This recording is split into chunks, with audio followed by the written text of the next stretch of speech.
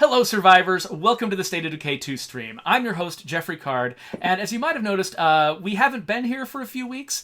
We took a little bit of a break, and we hope that, during the past little while, folks have taken the time to listen to some of the voices that we haven't really had enough of an opportunity to hear from for past several generations. The reason we came back this week, though, is because we have something very special going on. A partnership with the Red Cross. And so over here as one of our guests, we've brought Nick Gehrig from the Red Cross. Hey there, Nick. Hey there, thanks for having me. Yeah, so that's Nick Gehrig. He is with marketing and communications for the Red Cross, and he's here to talk with us about some of the initiatives that we've got going to gather blood for people who need it, especially during the summer when supplies tend to run dry. We've also got Jen Panettone. Jen, do you want to say hi? Hi, everyone. So Jen Panettone is with Microsoft. She's one of our colleagues. She's been helping to get this entire thing set up, and she's the one who's actually going to be dropping into the game with me to play some State of Decay while we talk about giving blood. We even have a third guest, though, and that is Wonder Russell, our marketing director. Wonder, do you want to say hi? Oh, hey. Thanks for joining us today. Got a lot to cover. Yeah, so Wonder's connection is not that great. She's off visiting family, and so now and then when her image needs to come in, it's going to be a little bit choppy and slow, but that's totally okay. We absolutely love you anyway, Wonder. I'm deep in the country. All right, so do you three want to sort of give us a primer on on what's going on, why we're talking about giving blood right now? Yeah, so Wonder, do you want to start us off? Yeah, I'd happy to. Great. Actually, and this is choppy. I'll try to keep it. But Jen and I had started talking earlier this year about doing a blood drive with American Red Cross. COVID-19 hit, which we all know has affected all of us, and the need for blood became even more important. So I got involved first by just finding out I had never given blood before. So I went down and I donated and I understood the whole process.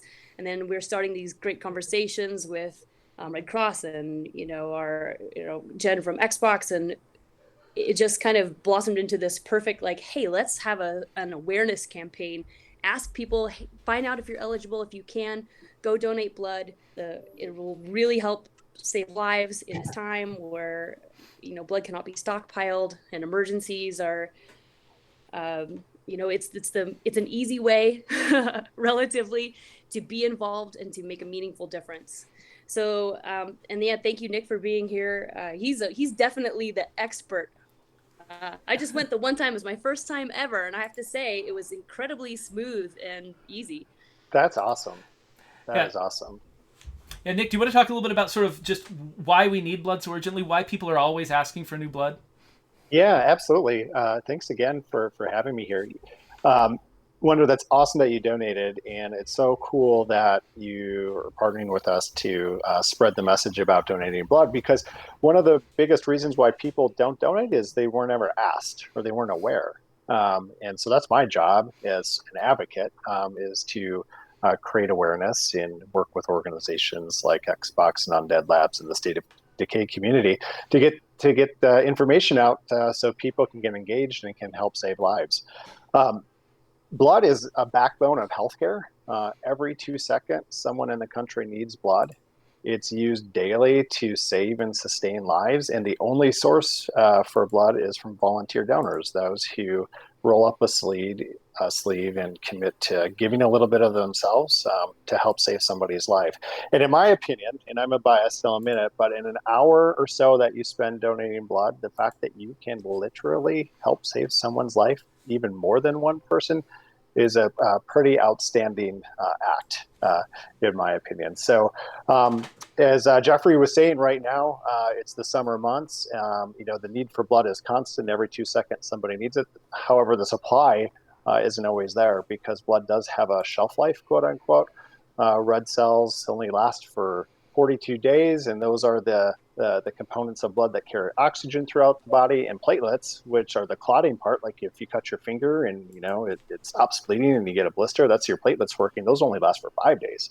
So they have to be constantly replenished. So I really appreciate being here to share a little bit more about that. And happy to take questions as we get into it. Cool. Well, Jen and I probably need to start getting going with my community, because I just started this brand new community in the Standard Zone. They've got almost nothing going on, and the only thing we do have plenty of is medical supplies. I actually started with a bunch of medical rucksacks in the back of my truck. So this community is doing okay. The real world community needs medical supplies a little bit more than we do.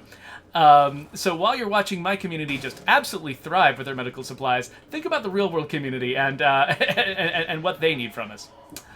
So I think I did get yeah.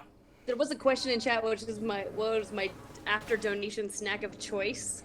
And I have to say, it was pretty impressively set up for social distancing. There were stations you went to, and it was a massive room, and I was the only person there. And I think I got a couple of the fruit gummies, because gummy candy is my jam. I can't resist. And maybe ate one and took one for the road, maybe. And I'm a Cheez-It person. I like the salt, so Nice, Cheez-Its every time. Yeah. I went straight for the Oreos. I was not messing around. Oh, yeah. You were not. Classic choice. It was good. I enjoyed it. So the one resource that our base here is missing is ammo right now. So I've just gotten one rucksack of it. I think we've actually got a blue container over here that you could probably search, Jen. I'm searching, but I'm not fast searching because I know what happens. Oh, you're over here. Oh, I didn't realize you had another one over here to search. Yeah. Oh, yeah. Don't worry about it. Yeah. I fast search gives me anxiety. Yeah. The last thing we need right now is more anxiety. I hear you guys, I don't hear the stream. So it's great. It's great. I'm playing it a little safe. I'm playing it safer than I usually would. That is completely fine. So I because this is a brand new community, we haven't defeated any of the plague hearts yet. We're way far behind, and so we're gonna need to first grab just as much ammo as we possibly can. Oh, hey, you're driving, Kat. Sweet. God, you don't want that. You don't want that. You don't want me? Oh, no. We should totally let you drive. That sounds great. Oh, I promise you don't want that. Okay. All right. Well, then I will move up. I have a standing video game, I guess, event every Friday, if you will, with a couple coworkers of mine, and I have had my driving privileges revoked. Well, because I'm clearly such a great driver. You can see me on the screen just ripping it up. It's great. I'm awesome. Okay, thank you. Sorry. Oh, no! Oh, no, what? I didn't even see that bloater. What? Oh, no! You saw him. Yeah, so he was clearly... Oh! And now we've got a bunch of these guys. Oh, and you know what I forgot to do? I forgot to bring a gun to a zombie fight. To bring a gun? Oh. Yeah, Are you kidding me? I forgot. I was going to switch to a lot of ammo. I was gonna switch to a different character. Such a rookie move. That was my entire plan was to switch to a different character before we got started, and I completely forgot. Awesome. We're gonna be fine. This is good. We made it. Wait, there's 2 left. Oh, yeah, there's like 3. I'll save you. Not like this.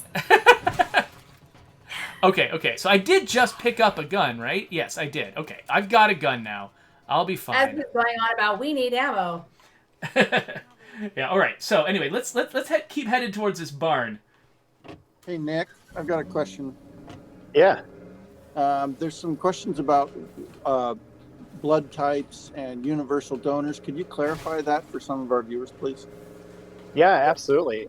Yeah, the most common blood type is group O, and then within group O, if you're type O negative, you're the universal blood type, meaning your blood can be transfused to anyone. All right, so type O's, get out there and give blood, please. Absolutely. I mean, Everybody. wouldn't that be? I wish I had that superpower. That would be amazing. One of the things is I didn't know what my blood type was going in, and something that's neat is they send you information afterward.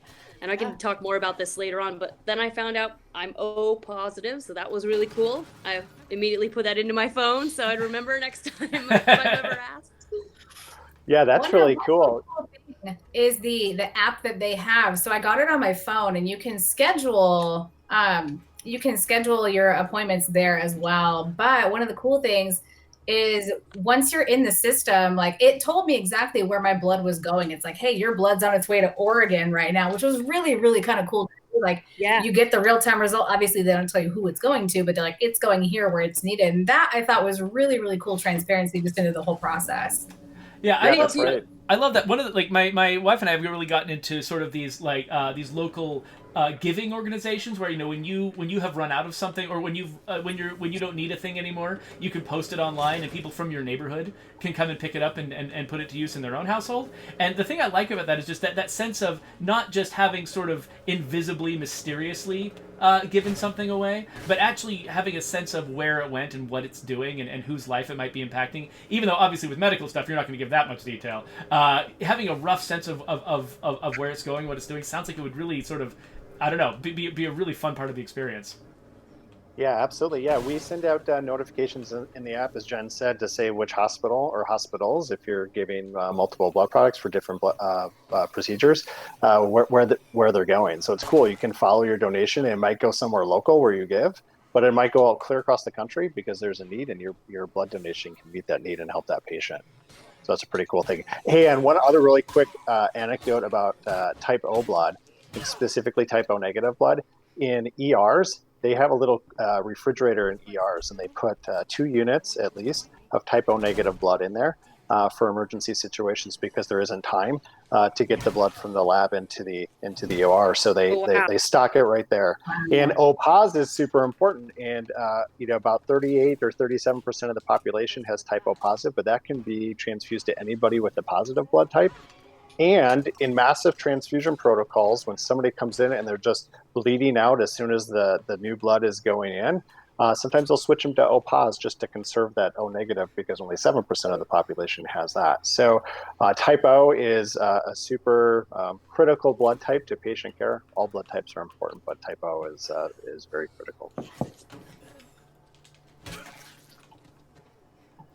Meanwhile, we're making a lot of blood come out of bodies in the game, which feels a little counterproductive given the subject matter. But yeah, my character is in such poor shape, Jen. I'm wondering if maybe we should actually head back to base right now. Let me switch characters and got to repair that here.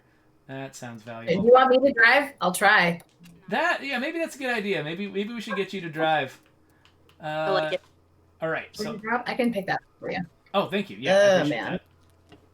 Yeah, I promise you don't want this, but it's the best we got. Here's a good question about blood type. Sorry to interrupt you there. Oh yeah, go for it. Please. How can people find out what their blood type is? Yeah, you can give blood, and we're going to tell you your blood type. That's one way, but that brings up an important thing. We've done surveys and things of that nature to understand why or why not people give. And one of the misconceptions is that you need to know your blood type in order to donate blood, and you do not need to know your blood type in order to donate blood. All types are needed, and when you give blood, you'll find out what your blood type is. And Jen mentioned the app. Your blood type will be in the app along with some other information, and if you really want, we'll even send you a donor card in the mail. That old school technology. That's neat. Getting some questions about, hey, can I donate if I have high blood pressure or arthritis? How do people find out if they are a good candidate to give blood and want to get involved? Yeah, absolutely. Well, on our website, redcrossblood.org, there's an entire eligibility section. So you can go, by topic and dig in a little bit more. The general message is more likely than not, you can give blood and you are eligible to give blood. Diabetes, for example, if it's under control, you can still give blood. High blood pressure, if it's in check, you can give blood. So the way to think about it is you probably can. And if you have something that you're interested in and curious about, you can go to our website, and there's also a phone number there if you want to call and talk to a donor health counselor. And guys, for those watching and want to look something up right now, we put out a blog post last week to kind of kick off this awareness campaign.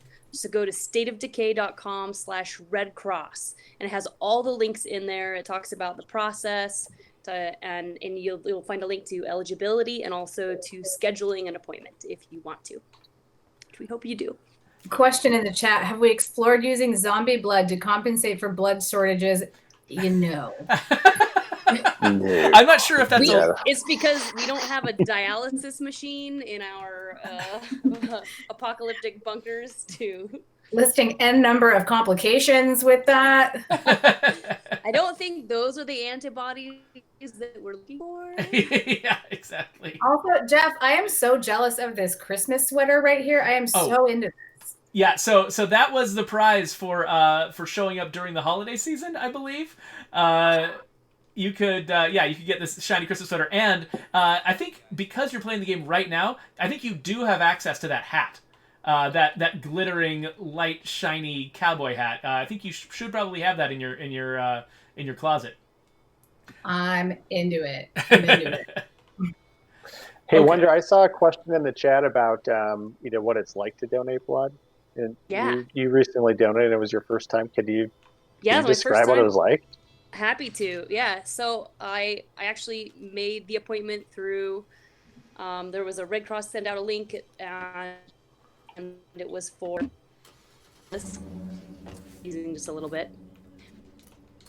So I went down, there was very socially distanced. I was checked in, given hand sanitizer, a mask, had my temperature taken, filled out a few more little pieces of paperwork that I hadn't done. It probably took me 5 minutes tops. And then they brought me back to a really big room where everything was just very, very distanced for safety. Everyone in masks and gloves, final checks, like just making sure ready. Okay, you're hydrated. Took my temperature again just to make sure, no changes from just getting all the way through the process. And then the actual process itself was much faster than I anticipated. I don't know why, for some reason, I had this thought in my head that donating a pint of blood was going to take me a really long time. I brought a book. I was ready to just tuck in and be there for a while. And it was actually very fast. I remember just squeezing this balloon, and the needle, it was, I wanted to watch, and they were like, maybe, we just tell people maybe not. And I was like, no, I want to see. And it was actually really cool. It was wild. I mean, I'm fascinated by that anyway, so I was just watching, and it was really neat. Yeah, see, so I swear, go ahead, sorry. Oh, I swear it was 10 minutes that they came and checked on me, and they were like, yeah, you're almost done. You're a great donor. It's just it's so easy. So I think the whole thing, start to finish, from check-in to getting my gummy snacks at the end, was about 45 minutes. And with the distancing, I think there were 3 other staff members and only 1 other person giving blood in this huge space. Wow. So it felt extremely safe and, hygienic every step of the way. Yeah, Wonder did the right thing, which is I gave blood before Wonder. I was like, make sure you hydrate. And that's not just the day of, but the days leading up to it. Because I had a great experience still, but I had the experience. I'm like, dude, come on, let's do this. Come on. Come on, start pumping. I know. Yeah, tried so hard. Purple grape juice is what my blood looks like, by the way. So I was like, what? And then I got it was just so what surprising. percentage of your blood was wine is the question. I can't disclose that. It's on the app though. And actually, then I really enjoyed that close the loop. It came on the app. I think I got a notification that my blood was being sent to a hospital in Oregon as well. And I totally didn't anticipate that at all. And I just thought, man, that's a really nice way to just close the loop and let people know that, hey, this was needed, and it's being sent on demand to go help someone. And I totally was like, when can I donate again? I'm going Thursday. Yeah, you've already got an appointment. That's awesome. Yeah, I've always had just a massive horror of needles, or my skin being pricked or being cut. It's just I get little panic attacks about it. In fact, whenever I need to have my blood tested or something like that, or get an injection, I always kind of entertain the nurses involved by just warning them in advance. I'm going to be jabbering the entire time, because that's what I do when I'm nervous. And I give them the warning. They're usually on board with it. They're like, oh, there's worse things than having to listen to you talk. I don't know if everyone in my family would agree, but the point is, hearing you tell this story, wonder about like how how low impact it was, how just kind of fun and interesting, and and rewarding the entire experience was, is actually making me want to give blood for the first time in my life too. That's awesome.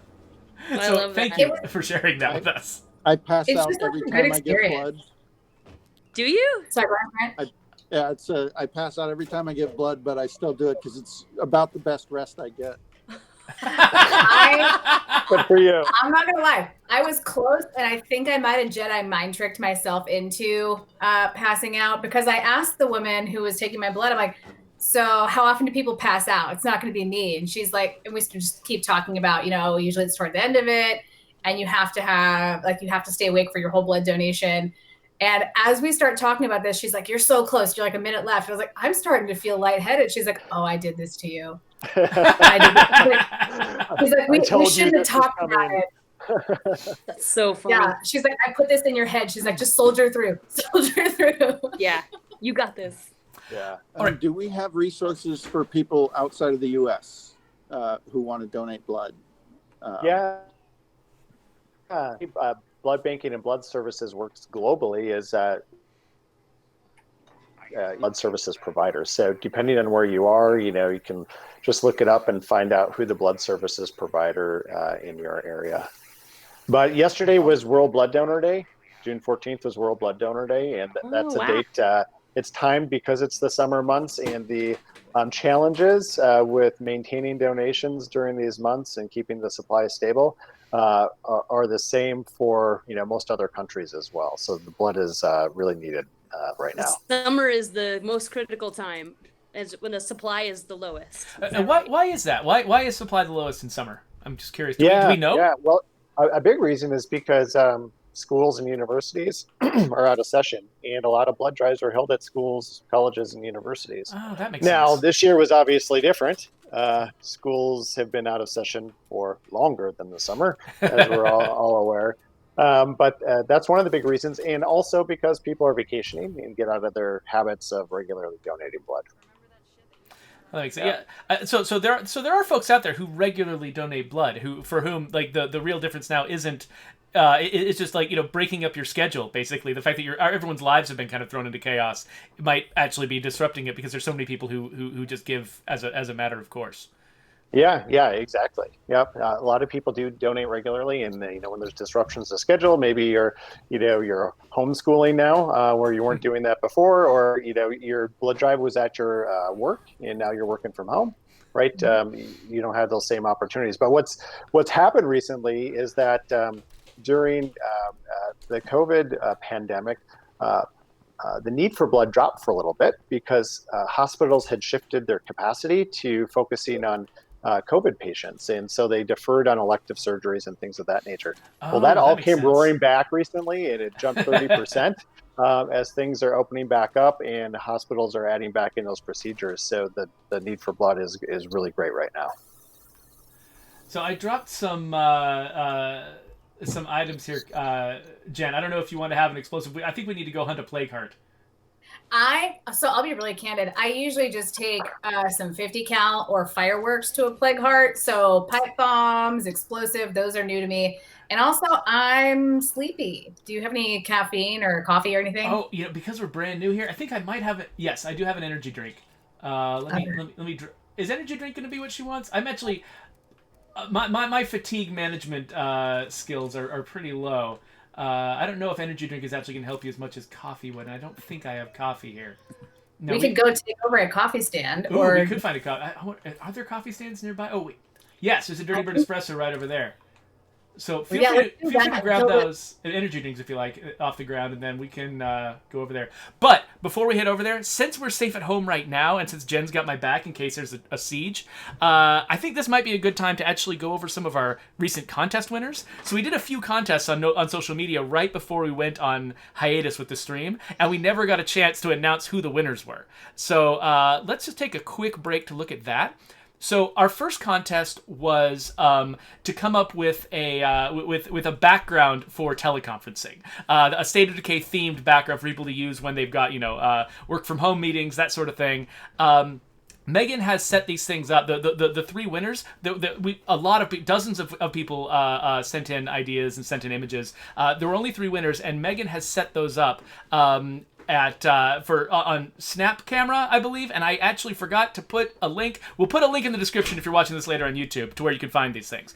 But the first winner. Let me just get rid of myself for a second. The first winner is Big Lou 521. Who came up with this. This is a couple of ferals just staring over your shoulder at a very, very chill woman sitting right next to them.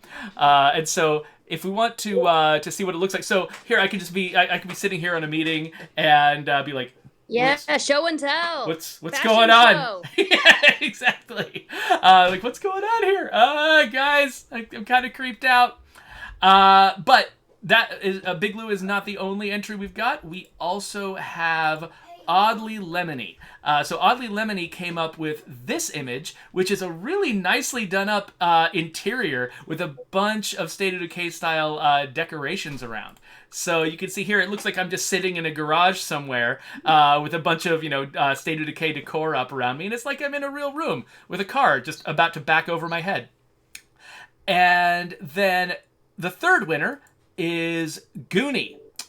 So Goonie came up with this one, which is, it's just a flat, simple wall, no big deal, but there is a little visitor looking over my shoulder that maybe I should worry about.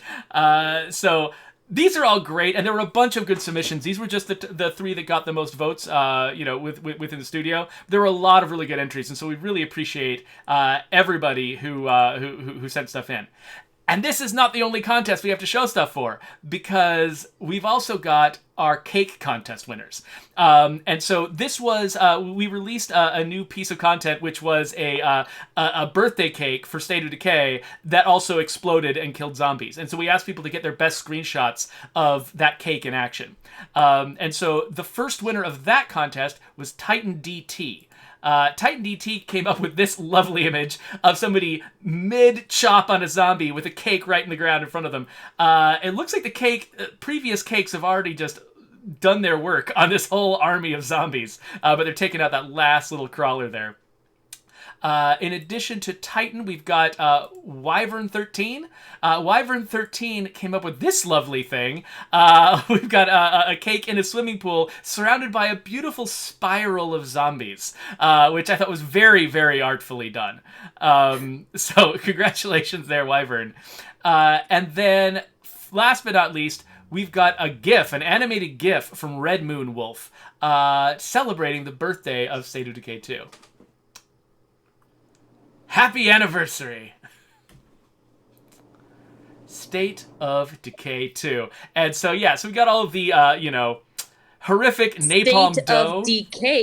State of Decay, exactly. Oh. That was the name of this feature when we first put it into onto a little task card for us to follow. We did call this feature State of Decay. So anyway, thank you so much to everybody who contributed, especially my little bloater friend back here.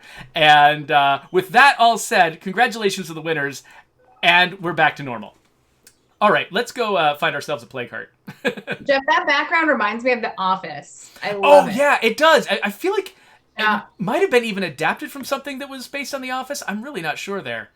Yeah, I'm into it. Let's go get the coffee and then let's get some play cards. Hey, there was a question that came in and I wanted Nick to address. What's the difference between donating blood and plasma? And what's the difference in the need? Especially, I think ties into COVID-19 pandemic. Sure. Yeah, well, there's plasma in blood, and plasma is used, it builds volume in someone's circulatory system. So if they're bleeding out or they've lost a lot of blood, plasma can help restore that, as well as it has proteins that help with clotting, so that people stop bleeding out. So plasma is collected as part of we call a whole blood donation. You give a pint of blood. That plasma can be spun off when it's further manufactured into its individual components, and then that plasma can be transfused to patients as well. And there's a great need for that as well. But it's collected as part of a whole blood donation when you give a pint of blood. Do I have to, if I wanted to just donate plasma, is that a thing? Do they take the same amount, or do they take more if I want to Is it possible to donate both? I'm Yeah. genuinely curious. Yeah, with the Red Cross, we collect plasma from type AB donors because AB is the universal plasma type. But Oh. the person who asked the question might be also thinking of the centers that collect only plasma. Mhm. So the kind of plasma that's transfused to patients is collected through the Red Cross and other blood services provider that get it from voluntary donors. There's also plasma collections where people are compensated monetarily for that, and that plasma isn't used for transfusion; it's used for other medical purposes to help patients. Yeah. Oh, that's interesting. Nick, there's another one too. I'm not tall enough for it. Power Red, I think, is another one that you guys do. Yeah, Power Red, exactly. Yeah, that's where you can give 2 units of red cells, meaning the oxygen carrying part of the blood, and it's blood is drawn out of your arm. It's spun through a centrifuge, and the red cells are collected, and then your platelets and your plasma and a little bit of saline solution are returned to you. So it collects just the red cells. Yeah, and you have to meet certain height and weight requirements for that.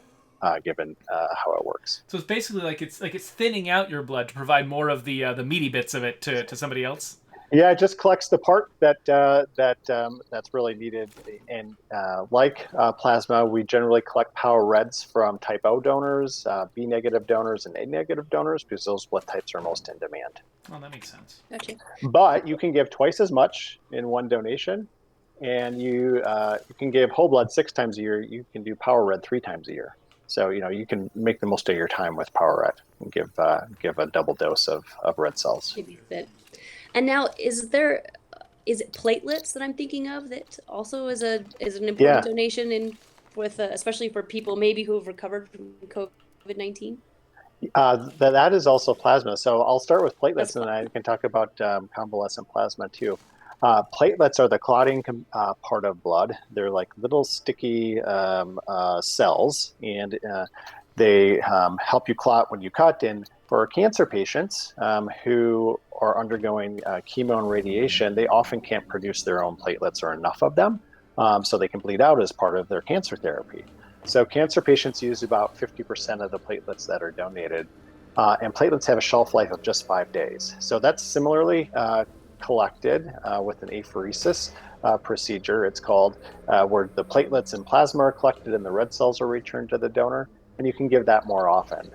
With a shelf life of just 5 days, that's even more critical to have regular donations of platelets so that cancer patients don't have to wait for the critical products that they need. And then you mentioned COVID. Yeah, a couple of things to mention about COVID, if you don't mind. So there's convalescent plasma. So people who have had COVID and recovered can give a plasma donation. And the antibodies that are in that plasma is being used as a therapy for patients who are battling COVID right now. So we are also collecting that. And people can learn more about that by visiting the blog or visiting our website. With that, you need to have a diagnosed case of COVID and have recovered in order to be eligible to give that, because it's the antibodies in the plasma that can help patients. And that is obviously new with this pandemic, in that both one, as a therapy it's being used, and two, Red Cross and other centers are collecting it to help patients. And if you don't mind, one other quick thing since we're on the COVID topic that I wanted to mention. As of today, we just started this today, we are testing all blood and platelet donations for COVID antibodies. So when you give blood, about 7 to 10 days after you give blood, in the app and on our website in the donor profile, we'll let you know if you had a presence of COVID antibodies in your blood donation. Now, there are no documented cases of coronavirus or any coronavirus being transmitted through a transfusion. So it's not testing to see if the blood is suitable. It's actually testing its value to our donors just to know and give some insights if there's been exposure to coronavirus, and therefore you've got antibodies, because you can be asymptomatic, as most people know, and have it. And this might be one way that people can. I mean, that's huge, because the lack of testing has been an issue for so many areas, and if you've thought you might be sick or were completely asymptomatic, and recovered, that would be so valuable to know, and then valuable to help other people with your donation. Yeah, absolutely. And just to stress, it's not a diagnostic test. So if you're, sick, please don't show up to give blood because we obviously don't want to do that. Right, but it's an antibody. They are going to take your temperature. Yes, exactly. Exactly. You will not get in. Exactly. Stay home. Yes. There we go. So I was about to go after another plague heart, but I just realized we're pretty full up. We should probably head home and drop off some of our stuff. Yes. Oh yeah, it looks like you've already got the house marked, so I don't need to mark it myself. That's nice. Yeah, while you guys did that, we took out a plague heart.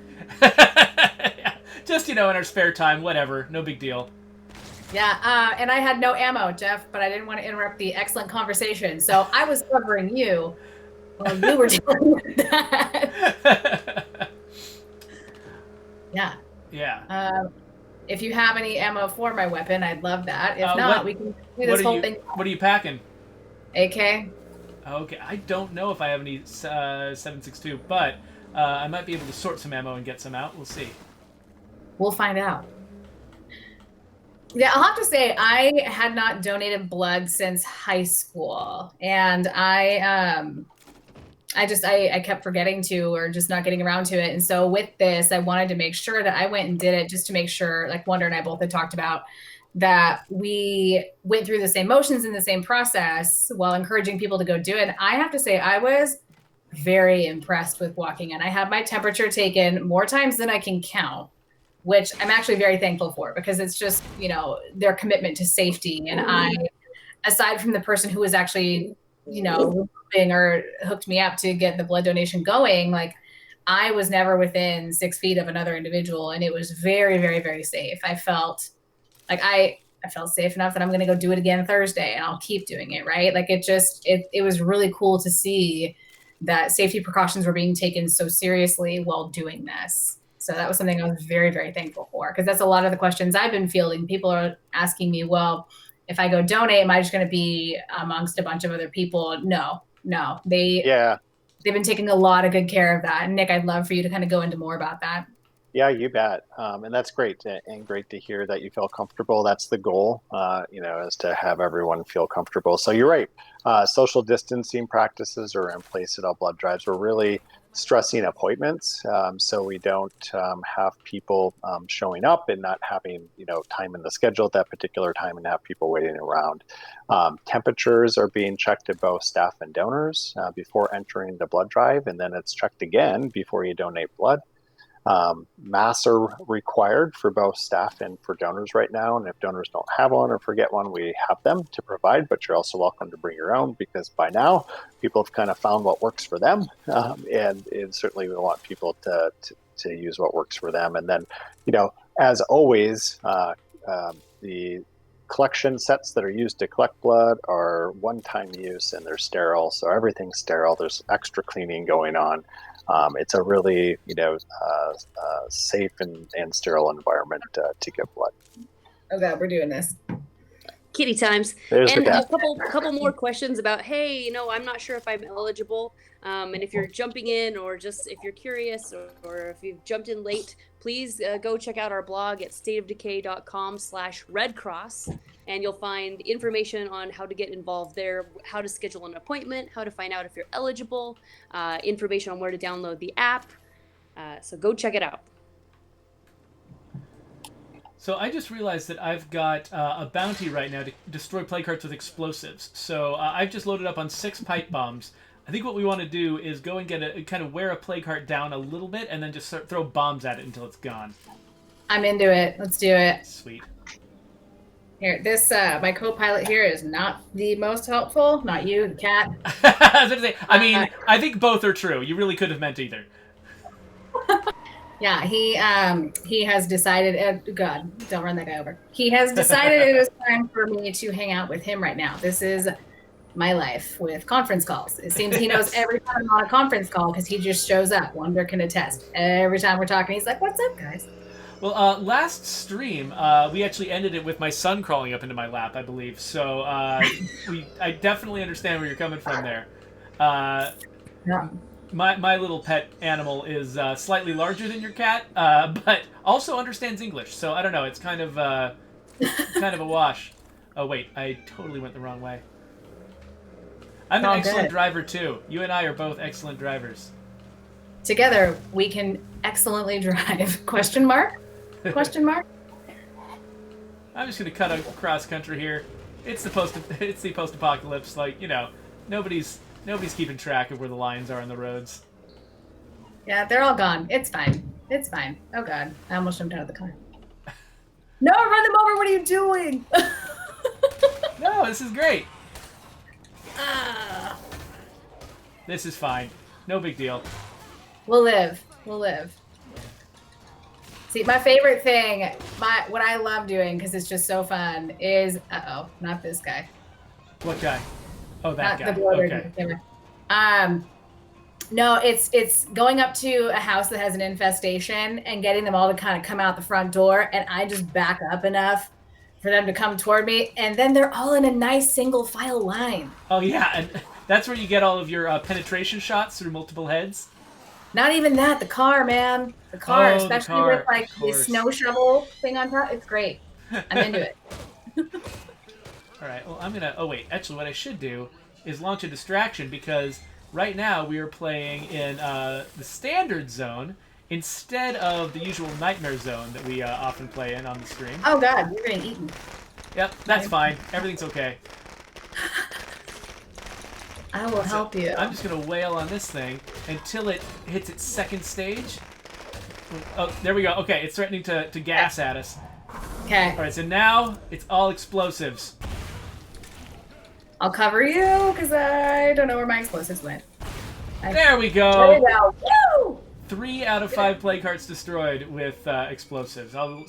I'm slowly working on. Basically, what I'm trying to do right now is work on my my Trumbull Valley Pack bounties, because the Trumbull Valley Pack it's the next one that's going to go the next time we update the game, and I want to make sure I've gotten every single thing out of that bounty pack before it goes.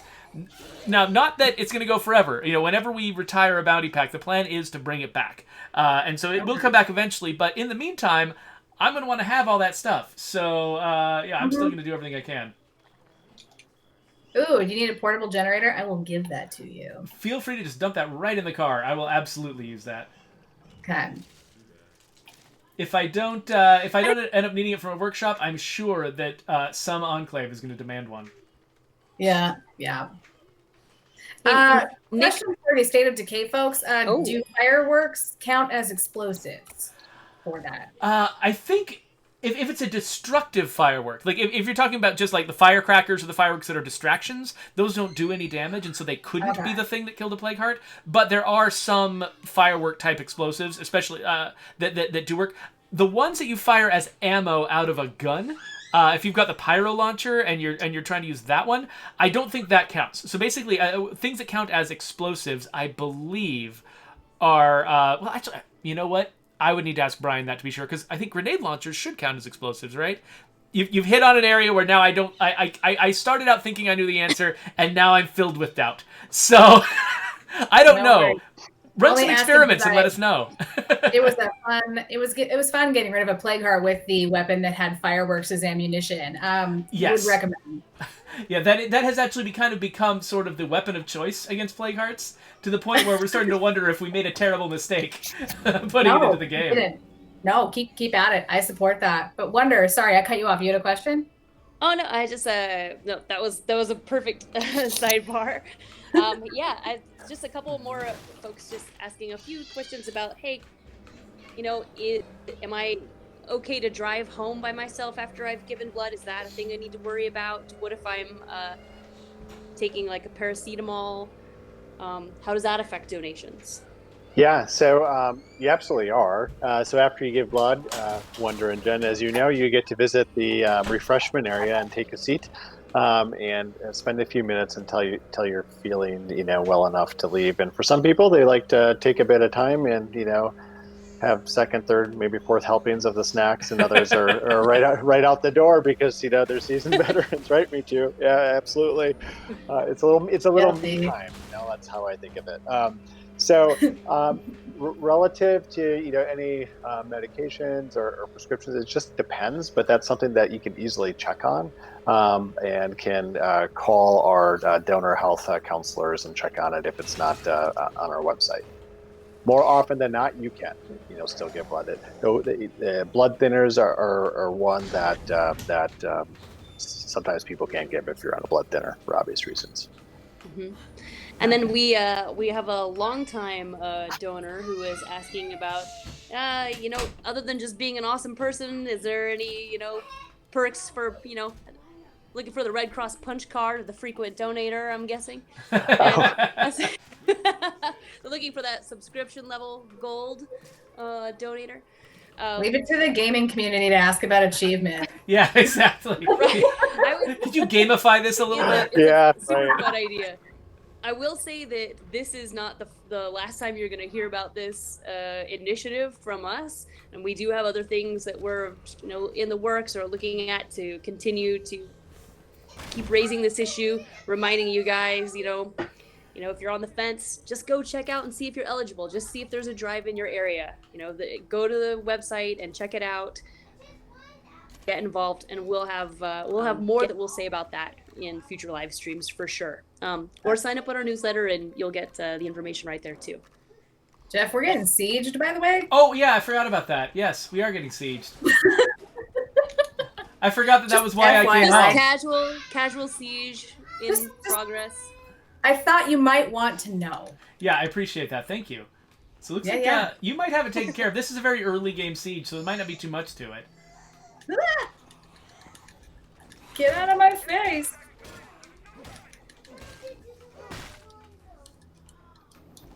It looks like you're where the action is. I'm just over here cleaning up stragglers. Yeah, get on my level, man. Oh, I was just short.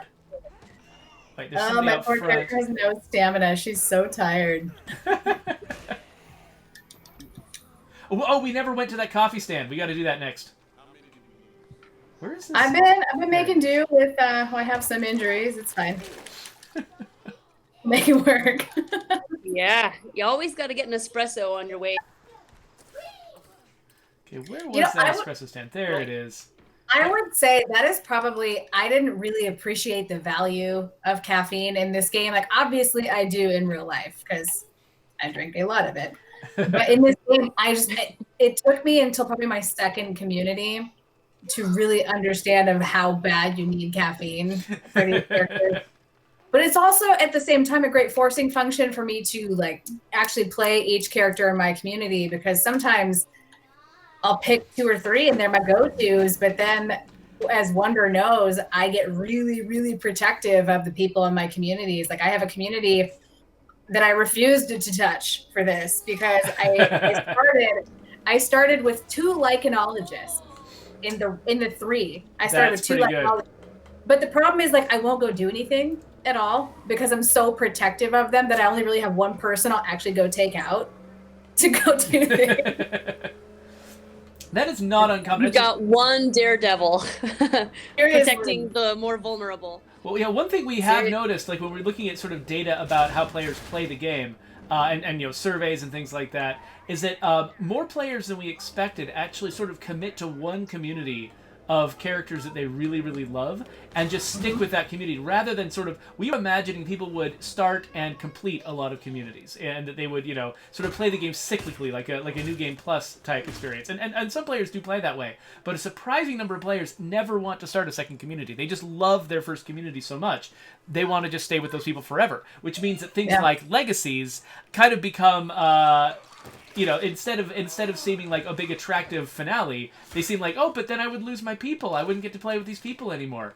And so we've actually been putting a lot of thought into, no specific announcements or anything, but we've been putting a lot of thought into, what this game should look like for players who play that way. They're looking for, in the design world, we call them desire paths, where you design something a certain way and you expect that people are gonna like say you're designing like the sidewalk layout of a college campus, and you've got this big open quad with a big square sidewalk around it, and you design it and you think, oh, this is the perfect pathway, everyone's gonna take it, and then what you find is the grass is worn in a diagonal all the way across the the middle of the quad because everybody actually just wanted to cut across your beautiful green space. And so, so we call those desire paths. People walk where they want, and then if you can figure out where they're actually walking, you can design things that actually cater to their needs. So we've been putting a lot of thought into that. We, as much as the entire industry right now, since this is sort of E3 season, even if we don't have an E3, there are a lot of folks who are thinking about future games, what's gonna happen really far down the line. But for us, we're still thinking about ways that we could improve the game we have right in front of us today, and there's still so much more that we can do. We're pretty excited to be still working on this project. Yeah, I love this game. I find myself actually, and no one paid me to say this, I promise. I find myself coming back to it multiple times because, to your point, I enjoyed the experience I had with my first community so much. But it was also a good kind of testing opportunity for me to figure out, what is my play style? What kind of person do I want managing the community? I love that sniper tower so much for Juggernauts that I have a hard time. I still need to finish the game as a sheriff, but I don't get a sniper tower at that point, so it makes me really nervous. Yeah. So one of the things that we really focus on, and you can see this throughout the design, is trying to sort of motivate players to explore the whole breadth of the game, right? We've got these different legacies that sort of encourage you to try to play in different ways. We've got, like you were pointing out, that we've got our whole stamina system that's designed to get you to switch characters and just be different people, and not only just be the one survivor, but to think of the game as think of your character as being this community of people that you're supporting, and just we want people to keep branching out and keep having different experiences each time they play, and so that's what where a lot of our thoughts are going into. We want people to really feel like they can express themselves as an apocalypse survivor using our game as a tool. But we've got. Oh, sorry. Go ahead, Jen. I was just going to say it's a lot of fun. Go ahead. Oh, yeah. I was going to say I've been talking a long time, and we haven't talked about the Red Cross or blood for a little bit. So I don't know. I don't know if there's any questions that have come through recently, or if we just want to sort of remind people what it is that we're here to talk about, because we are getting towards the end of the stream. There's a lot of people who joined us late. Maybe we should just start kind of do the pitch from the top. Yeah. We're here talking about Undead Labs is partnering with the American Red Cross to urge you to get out and donate blood this summer. Go to stateofdecay.com/redcross and you'll find information find out if you're eligible. Hit the link to schedule and find a donation center in your area. If you do end up donating, we would love to see our community donating. If you are joining us late, I talked about the process of doing it, and it was very smooth. Jen has gone and donated, and she's donating again this week, all during the era of COVID-19 and the amazing safety precautions the Red Cross is taking. And if you do go out, tag us on Twitter, tell us about it. We want to recognize you for getting out there and helping save a life. I don't know if you guys can hear that. The cat's got opinions. Oh, yeah. Cat says, meow, donate. Unfortunately, cat blood is not compatible with human blood. Although, totally unrelated, you can actually have your pet be a blood donor. Total aside note. Really? For other pets? Yeah. I would assume. There are eligibility circumstances there as well. I'm not hijacking this to talk about pets because that's exactly what I would do. Normally. See me after class if you got questions. Awesome. I love it. It's going to be campaign 2.0. Yeah. There's a whole thing out there, but it would be classic Jen to hijack this to talk about pets. So Nick, are there any sort of last things you want to really make sure that the audience understands before we need to sign out? Yeah, a couple of things. I mean, one, there's an urgent need right now. Donors of all blood types are needed. The supplies are running low. and there are patients that need your help. So if you have given blood before, now's a great time to go and give again. If you've never given before, hopefully you've tuned in for a little bit and heard some of the firsthand testimonials of how easy it is and how well the Red Cross staff will take care of you while you're there. Now's a great time to get involved. I mentioned earlier, starting today, we're testing for COVID antibodies and all blood and platelet donations. So we'll give you some feedback to let you know if there's COVID antibodies in your blood donation, to let you know if you've been exposed. It's not a diagnostic test, so if you're not feeling well, please don't come out to give blood. Only healthy donors to come out and give blood, but a little bit of insight into your health and wellness. And also, through the end of the month, through the end of June, we have a $5 Amazon card for everyone who comes out to get that I electronically. just saw that. I got an email about that today, and I thought, Yeah. wow. Yeah, amazing. right? Yeah, a little something for coming out and helping patients. And again, And that's just because it's really urgent right now. As blood cannot be stockpiled. It's an on demand, has to be within a certain number of days.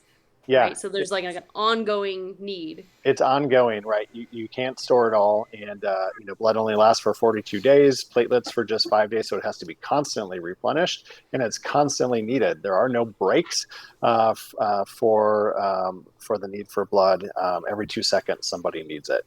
And just a quick little side. I mean, there's the blood not being available, and some really needs it, and the worst case outcome is right. There could be dire consequences, but the really hard thing, and we've seen this, is that patients have to wait. So, for example, sickle cell patients who get regular blood transfusions to help them address sickle cell disease.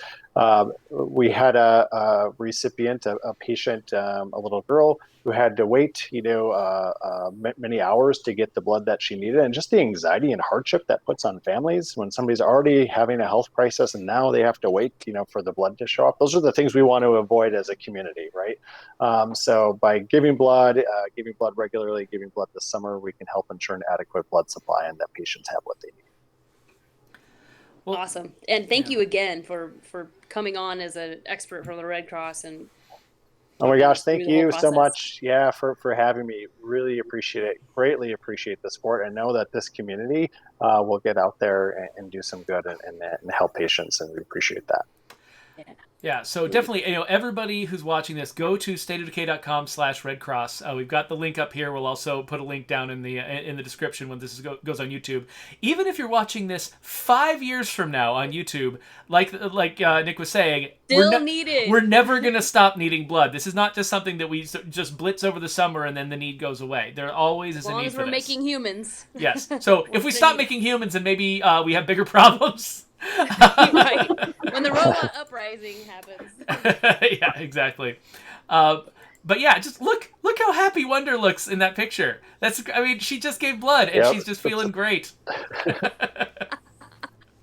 So, and she's wearing a mask and everything. I mean, the entire process is designed to be incredibly safe, incredibly supportive. Everybody there knows, like if you're like me and you are absolutely terrified of needles and cutting and stuff like that, don't worry, everyone there is there to reassure you. They've seen a million people who are more scared than you are, and they are still going to be there to support you and help you. And this is definitely worthwhile, especially in a time where we're all just aware of how vulnerable we are to medical problems and things like that. Going out there and doing something to help people who are in need is a huge thing. So we've got 2 minutes left. Any last minute comments anyone wants to make? Aside from just, me and Jen just here posing for the camera with our characters. Yeah. Well, I also want to thank Jen for coming on. She was the one who we had a conversation, I think, back in January, February timeframe about. So that was before COVID-19 was, affecting our communities the way it is. Yeah. And so she has been amazing at facilitating everything that we have done and that we're continuing to look into how we continue to message this, support, and by doing that, support our friends, our families who are in need. So thank you, Jen, for also being such a good sport and coming in and fighting some zombies with Geoffrey, who I think there was a comment about, hey, is your hair red for a special Oh charitable yeah. event Well, I mean, I today? figured that making it Red Cross Red would be appropriate for today. They just barely opened up the hair salons in my area, and so I went there, very responsibly, wearing a fancy mask and everything. Went and got my hair did, and this is I figured this would be appropriate. So blood red to celebrate this blood drive. Love it. And so go out there and give blood.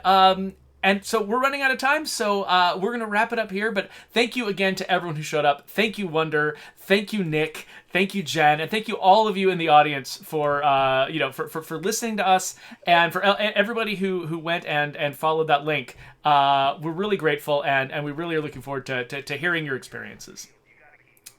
So with that, I guess we will get out of here. So again, go learn how to help at stateofdecay.com/redcross. And like and subscribe, all the other stuff we say. We'll see you next week. Thanks so much. Yeah, thank you so much. Thanks. Bye, everybody. I should have thanked Brant, but whatever. Thank you, Brant.